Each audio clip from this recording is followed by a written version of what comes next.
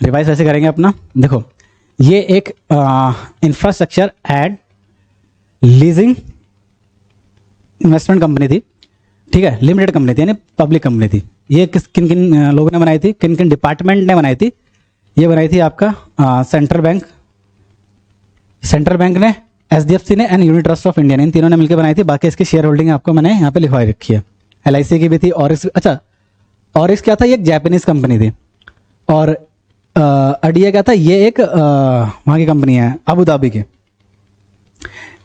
एक तरह से इन्वेस्टमेंट कंपनी है ये, ठीक है। तो इन्होंने मिलकर बनाई है कंपनी, जिसका मेन काम क्या था, लोन देना। लोन किसको देना?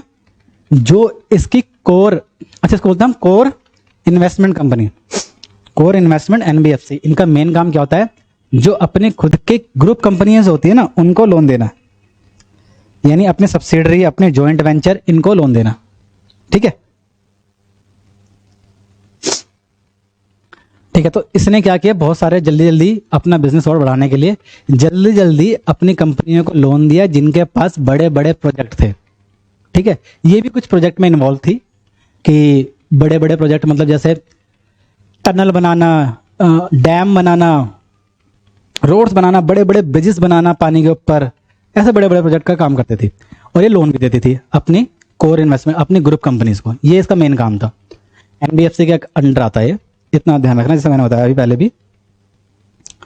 इसने क्या करा, अब ऐसा करते करते इसने बहुत सारी कंपनीज को लोन दे दिया और लोन इतना इकट्ठा हो गया कि अब इसको चुकाया नहीं, मतलब अब इसके पास वो लोन वापस आ नहीं रहा था। लॉन्ग टर्म लोन देता गया और सामने वाली कंपनियां अपना प्रोजेक्ट टाइम पे कंप्लीट नहीं कर पा रही थी। जब टाइम पे प्रोजेक्ट कंप्लीट नहीं हो रहा था तो वो लोन भी नहीं चुका पा रही थी, तो वो और टाइम मांग रही थी, इससे और टाइम मांग रही थी। ऐसा करते करते उनका टाइम बढ़ता गया और इसका लोन मान लो 4 साल बाद वापस आना है, वो पैसा वापस आया ही नहीं। और उसको भरपाई करने के लिए इसको आगे से और लेने पड़ रहे थे लोन, और लोन लेके दे जा रही थी ये कंपनी बाकी कंपनियों को लोन। अब जब इतना कर्जा होगा, ऐसा सोचा कर्जा भरूं कैसे, तब इसने क्या किया, और दिमाग लगाया अपना, शॉर्ट टर्म लोन उठाने लग गई। लॉन्ग टर्म लोन को सेट ऑफ करने के लिए शॉर्ट टर्म लोन उठा रही है। क्या इलॉजिकल डिसीजन था ये। तो इससे भी इसका काम नहीं बना, तब जाके धीरे धीरे पता चला और इसके ऊपर एक्शन लिया गया। एक्शन क्या लिया गया, इसके ऊपर इन्वेस्टिगेशन हुई कि कहाँ फंस रही है कंपनी, कैसे फंस रही है। और इसको गवर्नमेंट ने बंद नहीं किया।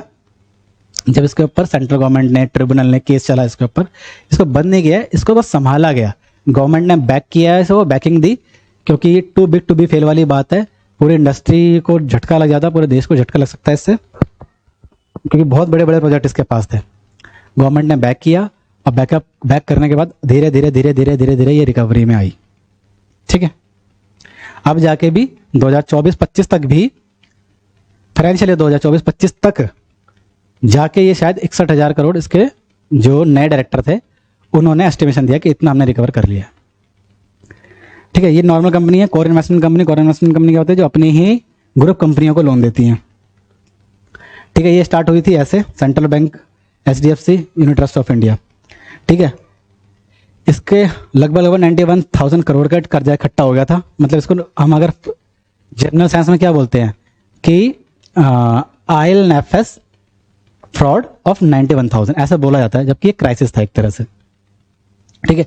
फिर जुलाई 18 में जाते जाते कि जो आप ये वीडियो देख रहे हैं, इस वीडियो को बनाने में हमारी बहुत मेहनत है। क्लास को रिकॉर्ड करने से लेके एडिटिंग तक, नोट्स को बनाने तक काफ़ी मेहनत है। तो प्लीज़ आप इस चैनल को सब्सक्राइब जरूर करिए और अपने दोस्तों को भी शेयर करिए कि इस चैनल पे आपको बीकॉम की सारे कंटेंट्स अवेलेबल होते हैं। पता चला कि भैया अब ये लोन पे नहीं कर पा रहा, ना ये पे कर पा रहा है, ना इसकी कंपनियां पे कर पा रही है, यानी जो इसकी सब्सिडरी वगैरह कंपनी वो पे कर पा रही है। जिसमें से एक बड़ा लोन ये भी था, शॉर्ट टर्म लोन जो उसने लिया था सिडबी बैंक से। एक इसने नहीं, IL&FS ने नहीं, इसकी एक दूसरी कंपनी ने सिडबी बैंक से भी लोन लिया था, वो भी 1,000 करोड़ का। वो भी ये पूरा नहीं कर पाई। शॉर्ट टर्म लोन 1,000 करोड़ का बहुत बड़ा होता है, लॉन्ग टर्म की बात नहीं कर रहा है यहाँ पे, शॉर्ट टर्म लिया था इसने। बैंक से लोन लिया था शॉर्ट टर्म, सिडबी बैंक से, अपने लॉन्ग टर्म लोन को देने के लिए या फिर उनको सेट ऑफ करने के लिए,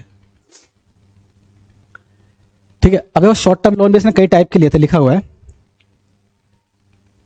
inter corporate deposits and commercial paper, ये जो शॉर्ट टर्म लोन्स हैं। अब रीजन क्या थे, पहला excessive leverage and poor financial management. देखो इतने बड़े शॉर्ट टर्म लोन इसने ले रखे थे, ठीक है, जो कि धीरे धीरे कंपाइल होते चले गए, और वो भी किस चीज़ को कवर करने के लिए, लॉन्ग टर्म लोन को। ये बहुत ही लॉजिकल डिसीजन था। Board room failure and lack of oversight, इसमें इंडिपेंडेंट डायरेक्टर थे, जितने भी डायरेक्टर थे, किसी ने ध्यान नहीं दिया कि भैया तुम इतना कर्जे में डूबते चले जा रहे हो, लॉन्ग टर्म लोन देते चले जा रहे हो, जो कि वापस आ ही नहीं रहे कई सालों के बाद, और उनको बैकअप करने के लिए तुम शॉर्ट टर्म लोन भी दे रहे हो, वापस ले रहे हो। इस पर किसी ने ध्यान ही नहीं दिया डायरेक्टर ने। Poor governance and conflict of interest, इनका जो एक सीईओ था रवि पार्थ शास्त्री, ये भी 20 साल तक इसमें रहा। इसने क्या गड़बड़ की थी, ये मेन सीईओ था किसका, IL&FS कंपनी का। इसने क्या किया था, उन लोगों को ज़्यादा लोन दिए जिनको उतना नहीं देना चाहिए था, उनसे भी ज़्यादा, उनको ज़्यादा लोन दिए जिनके साथ इसकी बनती थी। ठीक है, इसमें क्या वर्ड लिखा है, फेवर्ड अ सिलेक्टिव फ्यू, यानी कुछ कंपनियों को ज़्यादा लोन दिया इसने। फेलियर ऑफ रेगुलेटरी ओवरसाइट, क्योंकि एनबीएफसी पे रूल्स एंड रेगुलेशंस या गवर्नमेंट अथॉरिटी का कंप्लायंसेस बहुत कम है, इसलिए इस पर ज़्यादातर किसी ने ध्यान नहीं दिया। सेबी ने ध्यान नहीं, आरबीआई ने ध्यान नहीं दिया, सेबी ने ध्यान नहीं दिया, एमसीए ने ध्यान नहीं दिया कि भैया इतने सालों तक इसके लोन बढ़ते जा रहे हैं, किसी ने ध्यान नहीं दिया, किसी ने इस पर नोटिस नहीं डाला कि भाई किस चीज़ से तुम्हारा इतना लोन बढ़ रहा है, ये लोन रिकवर होगा कि नहीं होगा, किसी ने इस पर ध्यान नहीं दिया काफ़ी समय तक। फीडबैक रिलेटेड ये कुछ था नहीं, ये कोई पॉइंट नहीं है, ये बस एक जनरल डिस्कशन इन्होंने दे दिया कि ये जो फाइनेंशियल सेक्टर है एनबीएफसी का, ये इससे भी बहुत से लोग, इसके ऊपर भी बहुत से लोग डिपेंड करते हैं, बहुत सी कंपनियां डिपेंड करती हैं जो डायरेक्टली बैंक से लोन नहीं ले पाती, क्योंकि वो नई कंपनियां होती हैं, या फिर कह लो आप उनके कंप्लायंसेस पुराने कुछ कम होते हैं, तो एनबीएफसी वगैरह से जल्दी लोन मिलता है उन्हें। तो अगर ये इसको इतनी बड़ी दिक्कत आएगी तो इससे पूरी इंडस्ट्री को दिक्कत आ सकती है, पूरी एनबीएफसी मार्केट को दिक्कत आ सकती है, उनसे लोगों का भरोसा उड़ सकता है। ठीक है, जनरल पॉइंट था। अब एक्शन क्या लिए आज तक, सेंट्रल गवर्नमेंट ने सबसे पहले क्या किया भैया, इस पर 241 एंड 242 ऑफ कंपनीज एक्ट के तहत एनसीएलटी में बोला कि भैया रिक्वेस्ट की कि ट्रिब्यूनल यानी कोर्ट से इसका केस चले, इसके ऊपर इन्वेस्टिगेशन हो। ठीक है, फिर कोर्ट ने इस पर इन्वेस्टिगेशन की, भाई एनसीएलटी ने इन्वेस्टिगेशन की, उसके पुराने डायरेक्टर थे ना, सबको निकाल दिया कि तुम निकलो यहाँ से, तुम लोगों को कुछ काम धंधा नहीं था, और उनकी जगह नए डायरेक्टर रख दिए जिनको इस फाइनेंशियल सर्विसेज मार्केट की नॉलेज हो और इंफ्रास्ट्रक्चर बिजनेस की नॉलेज हो। और ये भी इंस्ट्रक्शन दी कि उनके ऊपर उनको इम्यूनिटी दी कि इनके साथ अगर कुछ करना है या फिर इनको हटाना है, कुछ भी इनके साथ एक्शन लेना है, तो कोई कंपनी के शेयर होल्डर या बाकी डायरेक्टर मिलकर इनके ऊपर एक्शन नहीं ले सकते, जो नए डायरेक्टर एनसीएलटी ने यानी कोर्ट ने अपॉइंट किए थे। अगर इनके ऊपर कोई एक्शन लेना है तो वो बोर्ड ऑफ डायरेक्टर या फिर शेयर होल्डर पहले जाएंगे एनसीएलटी के पास कि एनसीएलटी जो तुमने बंदे रखे थे ना, उनमें से ना 2 बंदे बहुत बेकार हैं, उन्होंने ऐसा कर दिया, तो उनको हम निकालना चाहते हैं। एनसीएलटी को लगेगा तो एनसीएलटी हाँ करेगी, अदरवाइज उनको कोई निकाल नहीं सकता। ऐसा ऑर्डर में दे दिया एनसीएलटी ने। रोल ऑफ आईसीआई ने भी क्या करा, कि बुक्स ऑफ अकाउंट वापस चेक की और अपने जो इनके ऑडिटर इन्वॉल्व थे उनको भी देखा कि उन्होंने क्या क्या गलतियां की हैं, उन्होंने कुछ प्रोफेशनल मिसकंडक्ट किया कि नहीं किया। सुप्रीम कोर्ट का एक इंटरिम ऑर्डर आया 2018 में, क्या आया, उसने क्या बोला कि एसएफआईओ को ये केस सौंप दिया, सीरियस फ्रॉड इन्वेस्टिगेशन ऑफिस को ये केस सौंप दिया कि तुम इन्वेस्टिगेशन करो पिछले 5 साल का इसका और इसकी 5 मेन कंपनियों का, और देखो कहाँ गलती है। किसी ने जानबूझ के तो ये फ्रॉड नहीं करा, गलती से इतना कर्जा इकट्ठा हो गया वो अलग बात है, किसी ने जानबूझ के तो नहीं किया ये सब फ्रॉड। तो ये केस एसएफआईओ को दे दिया था इसने, सेंट्रल गवर्नमेंट ने। और इसके बाद क्या हुआ, अभी तक इसको गवर्नमेंट बैक कर रही है। गवर्नमेंट के हिसाब से 42,000 करोड़ तक का पैसा वापस आ गया, यानी ये कर्जा कम हो गया।